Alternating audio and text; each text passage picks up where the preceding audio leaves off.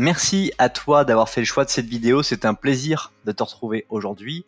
Et dans cette vidéo, on va voir ensemble 10 citations de David Schwartz. Alors David Schwartz, si tu le connais, c'est très certainement à travers son livre, La magie de voir grand, un livre que tu as peut-être découvert, que tu as adoré et tu cherches à aller plus loin sur David Schwartz. Sache que j'ai fait d'autres contenus du style sa biographie, les différents livres au-delà de La magie de voir grand, ou encore des vidéos sur qui est-il. Bref, tu trouveras tout ça sur la chaîne YouTube, mais aujourd'hui dans cette vidéo, le but c'est de parler de ces citations qui sont vraiment inspirantes. Mais juste avant qu'on attaque au contenu de cette vidéo, je t'invite à apprécier cette vidéo pour m'encourager à reproduire ce type de contenu. Et si tu n'es pas encore abonné à la chaîne, je t'invite à le faire dès maintenant en activant la notification pour ne pas rater les prochaines vidéos et redécouvrir les vidéos les plus populaires. Alors, dans cette vidéo, le but n'est pas de refaire les différents contenus qu'on a pu voir par le passé sur David Schwartz. Le but, c'est vraiment d'être focus sur quelles sont les phrases les plus importantes, les plus impactantes qu'a pu laisser David Schwartz au cours de son existence sur la réflexion qu'il a eue de la science du leadership que l'on peut avoir dans sa propre vie. Et sa première citation est extrêmement intéressante. La réussite est réservée à celles et à ceux qui cherchent toujours à s'améliorer. Ça ne t'a pas échappé, mais nous sommes tous dans cet objectif de développement personnel et parfois nous allons nous y perdre. Parfois nous allons arrêter de nous développer personnellement, nous allons nous arrêter peut-être à l'acquisition d'un diplôme ou l'acquisition d'une chose, ou d'après avoir monté un sommet dans notre vie, on va en fait arrêter de chercher à s'auto-développer ou à continuer à développer certains traits de nos caractères. Et clairement, si c'est la première citation que je choisis, c'est pour moi l'une de ces citations qui a le plus d'impact, c'est que David Schwartz explique à travers ces citations que je vais te répéter, la réussite est réservée à celles et à ceux qui cherchent toujours à s'améliorer. C'est que la réussite n'est pas fonction au nombre de sommets que tu vas réussir à atteindre, mais la réussite va être fonction du nombre de processus dans lesquels tu vas pouvoir te mettre pour atteindre différents sommets.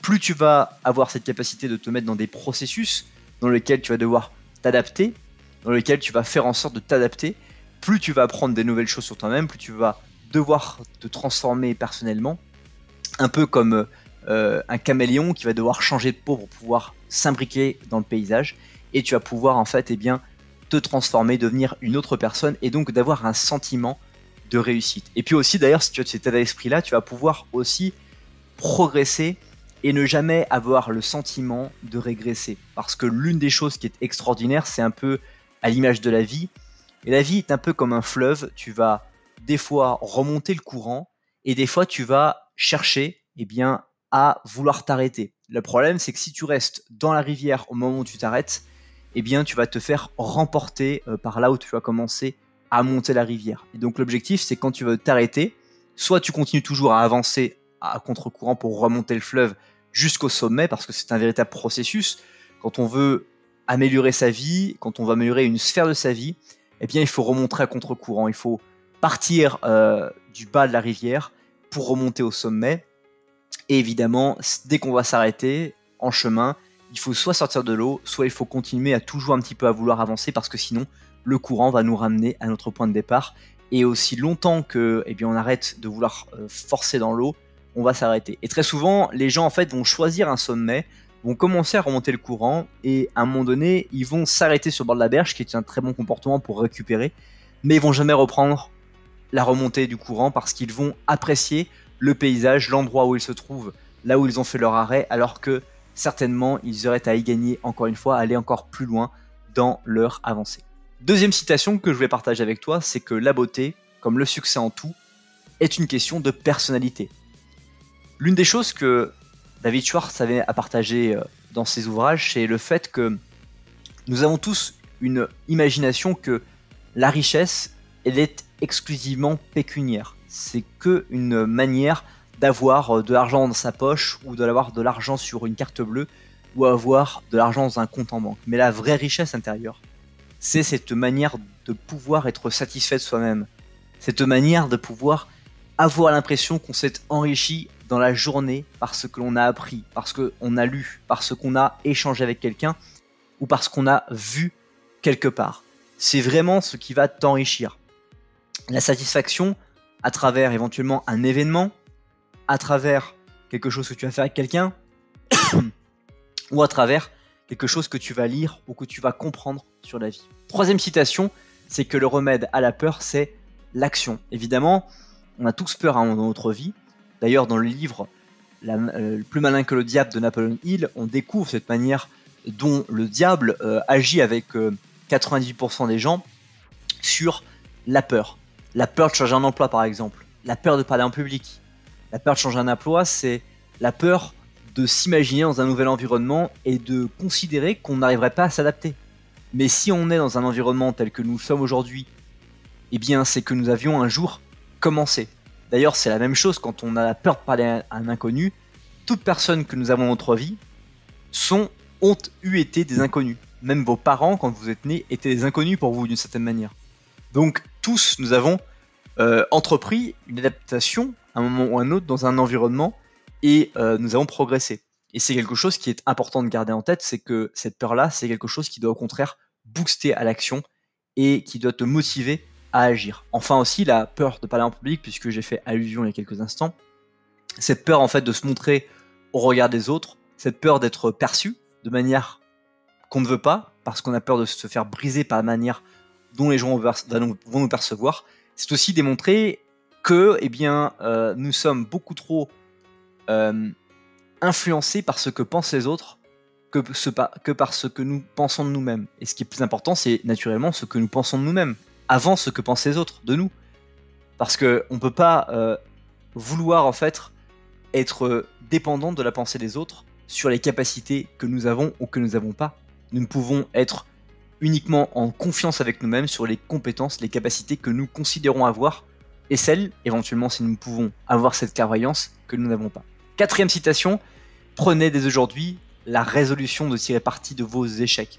Ce qui s'est passé dans ta vie appartient au passé aujourd'hui, et que tu le veuilles ou non, c'est un chapitre qui s'est refermé dans ta vie, et tu as la possibilité de pouvoir écrire de nouveaux chapitres. Et je t'invite et je t'incite à te lancer dans cette aventure-là.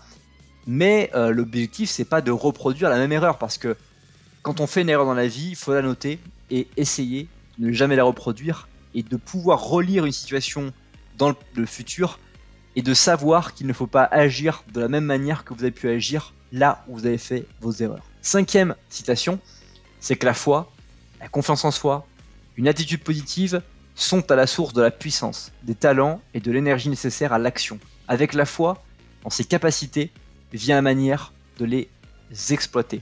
Encore une fois, David Schwartz parlait de la foi, autrement appelée la confiance en nous, si tu n'es pas croyant, ou autrement appelée une attitude positive. Ce sont des puissants moteurs qui vont modifier la confiance que tu vas avoir en toi, la capacité que tu vas avoir ou non à faire des choses. Et on en a parlé il y a quelques instants. Ce simple fait en fait de donner plus d'importance à ce que tu penses de toi par rapport à ce que les autres pensent de toi va te permettre de pouvoir accomplir des montagnes, puisque tu ne vas plus être obligé de faire par rapport au regard des autres, tu vas pouvoir faire par rapport à ton propre regard et par rapport à la responsabilité de ce qui peut se passer par rapport à ce que tu vas entreprendre maintenant. Sixième citation, c'est lorsque vous croyez que quelque chose est impossible, votre esprit s'applique à y trouver des raisons. Mais quand par contre vous croyez vraiment que quelque chose est possible, votre esprit vient à votre rescousse et vous allez trouver des moyens de le réaliser. Alors cette phrase, elle résume beaucoup de choses qui existent sur Internet, et je crois que tu as compris le principe. C'est un peu cette personne qui pensait que c'était impossible de courir le 100 mètres en moins de 10 secondes, et puis il y a plein de gens qui l'ont commencé à le faire dès qu'une personne a réussi à le faire. Donc dès qu'on croit que quelque chose est possible alors que c'était impossible, eh bien on casse des montagnes. Autre citation, c'est les personnes d'envergure écoutent. Les personnes mesquines monopolisent la parole. Ça ne t'a pas échappé, mais les personnes qui sont moins bien éduquées que toi ou qui sont peu éduquées parce qu'ils n'ont pas eu cette chance de pouvoir le faire, vont beaucoup plus s'être intéressés à te parler, te raconter leur vie, plutôt que de savoir ce que tu fais de ta vie. Et donc ce sont des choses qui vont t'arriver dans ta vie et tu vas pouvoir découvrir tout ça et devenir peut-être aussi ces personnes d'envergure qui va savoir écouter, savoir partager en fonction de ce que tu as écouté pour pouvoir t'imbriquer dans la conversation et faire que la conversation que tu vas avoir un impact positif pour la personne qui était peut-être moins dans l'éducation que tu n'as pu avoir cette chance. Autre citation, c'est votre pensée détermine vos actions. Votre pensée détermine vos actions. vos actions déterminent les réactions des autres à votre égard. Donc, les gens en fait vont avoir des réactions par rapport à qui tu es. C'est la peur de l'air perçu. Comment je vais être perçu si je fais ça, comme on l'a vu précédemment. Mais vos pensées qui vont être préalables doivent être exclusivement centrées non pas sur ce que les gens vont penser, mais sur ce que vous allez pouvoir donner, partager comme valeur et pouvoir marquer la valeur ajoutée que vous allez apporter. Une des phrases que j'aime beaucoup de Jacques Attali dans son livre Devenir soi, c'est cette idée de faire des choses que personne d'autre ne pourrait faire dans les environnements que vous fréquentez. Faire des choses que personne d'autre ne pourrait faire dans les environnements que vous fréquentez, c'est finalement faire ce cadeau au monde, ce cadeau à l'environnement dans lequel vous êtes, d'une valeur, d'une ressource rare, d'une chose rare que vous allez pouvoir partager aux autres et qui vont leur permettre de passer à l'action. Et peut-être qu'ils vont être jaloux, peut-être qu'ils vont vous jalouser d'avoir cette pensée-là, mais si vous vous mettez à penser non pas à ce que les gens vont penser de vous si vous apportez telle ou telle valeur dans l'environnement, mais si vous pensez à quelle valeur je peux apporter dans cet environnement que personne d'autre ne pourrait apporter, et que vous l'apportez, vous allez changer l'environnement et vous allez devenir quelqu'un qui aura de la valeur, puisque vous apporterez une valeur qui sera de la ressource rare. Autre citation, la 9e, méditez cette vérité. Tout le monde, sans exception, votre voisin, vous, votre femme, votre patron, désire naturellement se sentir quelqu'un. Ce désir d'être important est l'appétit non biologique le plus fort et le plus déterminant. C'est une vérité que David Schwartz nous présente, et on veut tous être quelqu'un. On veut tous être quelqu'un dans les environnements qu'on fréquente. On veut tous être quelqu'un de reconnu, quelqu'un qui a changé la vie d'autres personnes. Et d'ailleurs, c'est une des définitions de la réussite de Ralph Waldo Emerson qu'on a pu également étudier sur cette chaîne YouTube, dans lequel la réflexion profonde, c'est que la réussite, dans la définition de la réussite de Ralph Waldo Emerson, il y a cette faculté d'avoir rendu une condition sociale moins dure qu'on l'a trouvée. Et donc de faire sentir quelqu'un important, parce que toute personne est importante dans les environnements qu'on fréquente, eh bien c'est l'une des facteurs clés qui va te permettre de sentir que tu as réussi dans ta vie. Enfin, dernière et 10e citation, l'important n'est pas d'où vous venez, ni où vous êtes, mais où vous voulez arriver finalement. C'est ça la vraie question. D'où tu viens, c'est très bien. Où tu es, pourquoi pas. Tu peux être égaré ou tu peux être dans le vrai. Mais c'est où est-ce que tu es en train d'aller? Quels sont les comportements, quelles sont les habitudes, quelles sont les stimulations que tu t'auto-impliques à faire au quotidien? C'est ça la véritable question qui t'amèneront là où tu veux vraiment aller. Et je te le souhaite d'aller voir grand, comme a pu le présenter dans ses livres notre ami David Schwartz. C'est déjà la fin de cette vidéo. Merci beaucoup pour le temps que tu as consacré à l'écouter. Si tu penses qu'elle peut impacter une personne en particulier, je t'invite à la partager dès maintenant sur Facebook, Twitter avec le bouton partager. Tu as d'ailleurs d'autres possibilités que Facebook ou Twitter. Je t'invite à me dire dans les commentaires qu'est-ce que tu retiens de ces vidéos, ça m'intéresse vraiment de le savoir. Et puis je t'invite encore une fois à lire la description de cette vidéo pour aller beaucoup plus loin. Passe une très bonne suite de journée et je te dis à bientôt pour une prochaine vidéo.